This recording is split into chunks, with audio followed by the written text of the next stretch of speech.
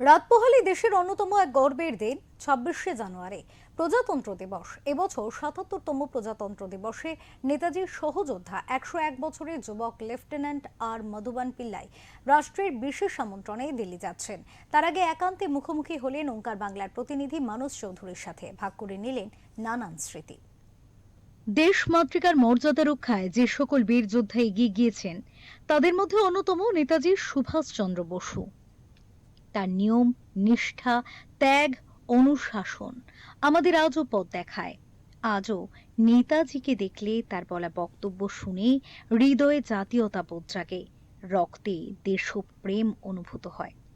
আমাদের দেশের গর্ব, অহংকার, দেশ মাতৃকার যোগ্য সন্তান নেতাজি সুভাষচন্দ্র বসুর সহযোদ্ধা ও আজাদ হিন্দ ফৌজের প্রাক্তন সেনা অফিসার ১০১ বছর বয়সী লেফটেন্যান্ট আর মধুবন পিল্লাই কালীঘাটের মা কালীকে দর্শন করে কলকাতা থেকে রাতের বিমান ধরে দিল্লির উদ্দেশ্যে রওনা দিচ্ছেন। সোমবার ২৬শে জানুয়ারি প্রজাতন্ত্র দিবস উপলক্ষে ভারত সরকারের পক্ষ থেকে তাকে বিশেষভাবে আমন্ত্রণ জানানো হয়েছে।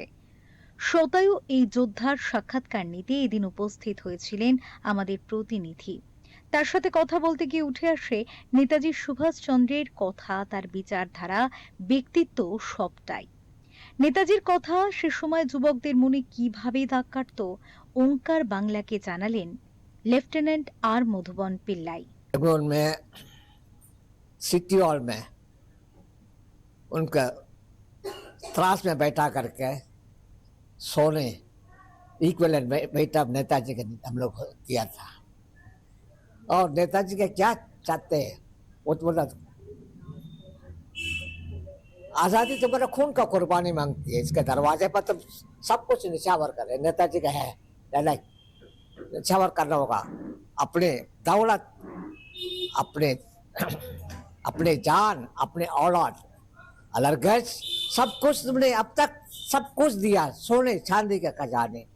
फटकते बाजू तड़कते दिल, मगर आजादी का प्यास इतने में नहीं पूछती। आज मातृभूमि पर से चढ़ाने वाले पुजारियों को जरूरत है। इसलिए मैं वादा करता हूँ कि तुम मुझे खून दो, मैं आजादी दूंगा। भाषण दिया था।